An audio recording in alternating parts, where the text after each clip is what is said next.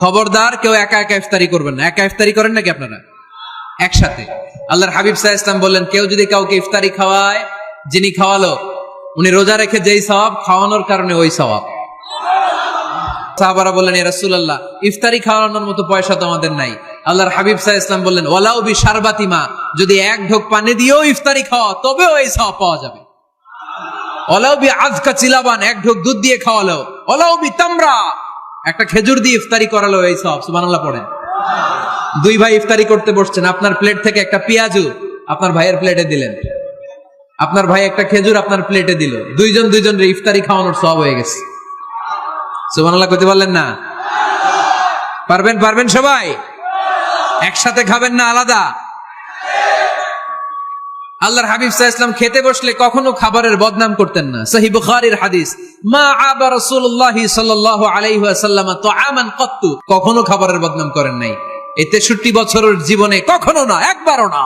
ইনিশতাহাহু আকালাহু, ভাল লাগলে খাইতেন, বেশি বেশি খাইতেন। ওয়া ইন কারিহাহু তারাকা, ভালো না লাগলে রেখে দিতেন, ওটার দিকে তাকাতেন না। কিন্তু কখনো বলেন নাই লবণ বেশি হয়েছে, কখনো বলেন নাই ঝাল বেশি হয়েছে, এগুলো বললেন না। বলবেন? মহিলা প্যান্ডেলের ভাবিরা খুব খুশি, এখন খুশি হয়ে গেছে। ভাবিদেরকে বলবো, আপনারাও আপনাদের সর্বোচ্চটা দিয়ে ভাইয়ের জন্য রান্না করেন, যাতে ভাইয়ের খেতে কষ্ট না হয়, ঠিক কিনা? চেক এন্ড ব্যালেন্সের দরকার আছে না নাই? Islam is check and balance, very balanced religion, খুবই ভারসাম্যপূর্ণ জীবন ব্যবস্থা। খাবারের বদনাম করবেন না। খাবেন, খাওয়ার শেষে শুকরিয়া করবেন কার? বাসায় একসাথে খাবার খান, আলাদা আলাদা না। কিভাবে? একসাথে।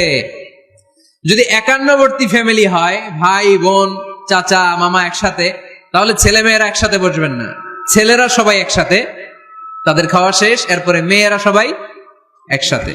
আর যদি নিজের ফ্যামিলি, স্বামী স্ত্রী ছেলে মেয়ে, তাহলে সবাই মিলে একসাথে খাবেন। খাবেন কোন হাতে? বাম হাতে নাকি? আওয়াজ করে কোন হাতে? আল্লাহর হাবিব বলেছেন, লা তাকুলু বিশিমাল, বা হাতে খেও না, ফা ইন্না শাইতানা ইয়াকুলু বিশিমাল, কারণ শয়তান খায় বা হাতে।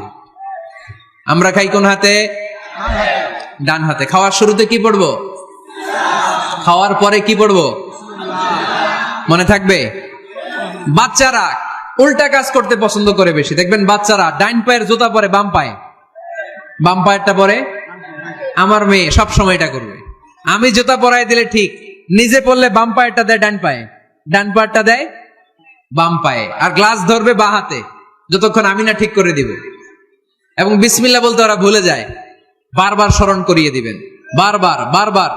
এখন ওর মস্তিষ্ক নরম আর উর্বর, ভেরি ফার্টাইল ওদের মস্তিষ্ক। যেইটাই ঢুকাবেন, এখন সফটওয়্যার হিসেবে যেটা ইনস্টল করবেন ওটা আজীবন থাকবে। চিল্লায় বলেন ঠিক কিনা? সিঙ্গাপুরে আমার প্রোগ্রাম, গত কোরবানির পরে 5 দিন টানা প্রোগ্রাম ছিল সিঙ্গাপুরে। এক ফ্যামিলি আসছে, অনেক বড় বিজনেসম্যান ওখানকার, এসে বলে, হুজুর ইউটিউবে আপনার ওয়াজ শুনে আল্লাহ আমাদেরকে হেদায়েত দিচ্ছে, কিন্তু ছেলে মেয়েগুলোর তো বানাইতে পারতেছি না, নামাজ পড়ে না, আপনি একটু পানি পড়া দেন। কি পড়া? আমি বললাম বয়স কত? কয় 22। আমি কই পানি পড়ে না, আমারে বাইটা খাওয়াই দিলে হবে না, কারণ কাঁচা না নোয়ালে বাস, পাকলে করে টাস টাস। আগে আগে দেরি করা যাবে না, দেরি করলে কষ্ট হয়ে যায়। আল্লাহ হেদায়েত না দিলে তখন এদেরকে বোঝানো যাবে না। ছোট্ট সোনামণিরা, ওরা এখন কাদাকে যেমন খুশি তেমন ডিজাইন করা যায় কি যায় না? ডিজাইন করার পরে যখন শুকিয়ে যায় তখন আর কিছু করা যায়? তখন বাঁকা করতে গেলে কি হবে? ভেঙে যায়। একসাথে খাবেন, খাবার শেয়ার করবেন। একে অপরের সাথে খাবার শেয়ার করলে মহব্বত বাড়ায় দেয় কে? ঘরে মাঝে মাঝে একসাথে জামাতে নামাজ পড়বেন। শুনতেছেন? আমার কথা শুনতে পাচ্ছেন? The family that prays together stays together. যে ফ্যামিলিগুলো একসাথে নামাজ পড়ে, এই ফ্যামিলিগুলো একসাথে টিকে থাকে আজীবন। সুবহানাল্লাহ নাই? বাইরে বৃষ্টি, আপনি মসজিদে যেতে পারছেন না জামাতে নামাজ পড়ার জন্য, কি করবেন? ঘরের সবাইরে নিয়ে নিজে ইমাম হয়ে যাবেন। পারা যাবে? আরে শুরু করেন না, আজারি ভাইয়ের কথা শুনে শুরু করেন না, শান্তি আসবে। আল্লাহর কসম, ঘরে ঘরে শান্তি আসবে এই বাংলাদেশে, কিন্তু এগুলো অ্যাপ্লাই করতে হবে। তাহাজ্জুদের সময় একসাথে দাঁড়িয়ে যান। ডিসেম্বর মাসে বাচ্চাদের 15 দিনের ছুটি, তখন তাহাজ্জুদের প্র্যাকটিস করেন। আপনি ইমাম, আপনার পেছনে আপনার ছেলেরা, পিছনে আপনার মেয়েরা আর আপনার স্ত্রী। নারী পুরুষ এক কাতারে দাঁড়াতে পারে না। আমি আর রুবেল ভাই যদি জামাতে পড়ি, আমি ইমাম, রুবেল ভাই ডান দিকে, সমান সমান দাঁড়ানোর সুযোগ আছে না নাই? আছে। কিন্তু আমি যদি আমার স্ত্রীর সাথে জামাত করি, একসাথে দাঁড়ানো যাবে না। আমি সামনে, আমার স্ত্রী পেছনে। মাসালা বুঝতে পেরেছেন? আচ্ছা, তো তাহলে ঘরে জামাতে মাঝে মাঝে নামাজ পড়বেন। সহিহ মুসলিমের হাদিস, আল্লাহ রাসূল সাল্লাল্লাহু আলাইহি ওয়াসাল্লাম বলেন, তোমরা ফরজ নামাজ মসজিদে আদায়ের পরে ঘরের জন্য কিছু নফল আর সুন্নত রেখে দিও, কারণ ঘরে যারা নফল আর সুন্নত পড়ে ওই ঘরটারে বরকত দিয়ে ভরে দেয় কে? ঘরে কোরআন তেলাওয়াত করবেন। কি করবেন? করেন, আপনারা করেন? হ্যাঁ, ঘরে কোরআন তেলাওয়াত করেন প্রতিদিন। ফজরের পরে প্রতিটা পরিবার থেকে সুমধুর কোরআনের ধ্বনি ভেসে আসতে হবে। কথা কয় না? তা ঠিক বলেন না কেন আওয়াজ করে? প্রতিটা ঘরেই যেন কোরআনের সুমধুর বাণী উচ্চারিত হয়।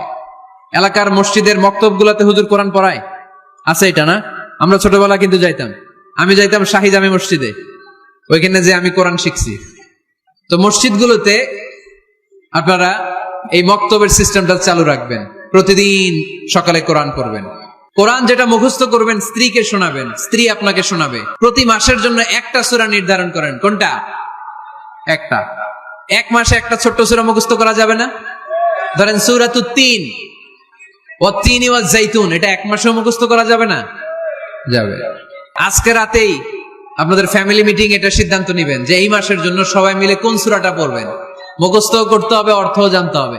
আমার ফ্যামিলিতে এই মাসে চলতেছে সূরাতুদ দুহা। আমার ছোট মেয়েটা মুখস্থ করতেছে, একটা করে মুখস্থ করে আর শোনায়, আমিও ওরে শোনাই। আমার স্ত্রী আমাকে শোনায়, আমি আমার স্ত্রীকে শোনাই। প্রত্যেকটা ঘরে এই প্র্যাকটিসের দরকার আছে না নাই? প্রতি মাসে কয় সূরা? তাহলে এক বছরে কয় সূরা? 12টা। পারা যাবে মুসলমান? আল্লাহর হাবিব সাল্লাল্লাহু আলাইহি ওয়াসাল্লাম আম্মা জান আয়েশা রাদিয়াল্লাহু তাআলা আনহুর কোলের মধ্যে মাথা রেখে কোরআন তেলাওয়াত করতেন। সুবহানাল্লাহ পড়বেন না? কানা রাসূলুল্লাহ সাল্লাল্লাহু আলাইহি ওয়াসাল্লাম ইয়াকরাউল কুরআন ওয়া রাসুহু ফি হাজরি ওয়া আনা হায়েদ। আম্মা জান আয়েশা বলেন, আমার যখন মাসিক চলতো, আমার মেনস্ট্রুয়েশনাল পিরিয়ড চলাকালীন সময়ে আল্লাহর নবী আমার কোলে মাথা রেখে রেখে কোরআন তেলাওয়াত করে আমারে শোনাতে। এইজন্য স্ত্রীর কোলে মাথা রেখে কোরআন তেলাওয়াত করা সুন্নাত। স্ত্রীর কোলে মাথা রেখে কোরআন তেলাওয়াত করা। ঘরে কোরআন তেলাওয়াত করুন। জিন, ভূত, ব্ল্যাক ম্যাজিক, জাদু টোনা, বানমারা সবগুলারে নিঃশেষ করে দিবে কে?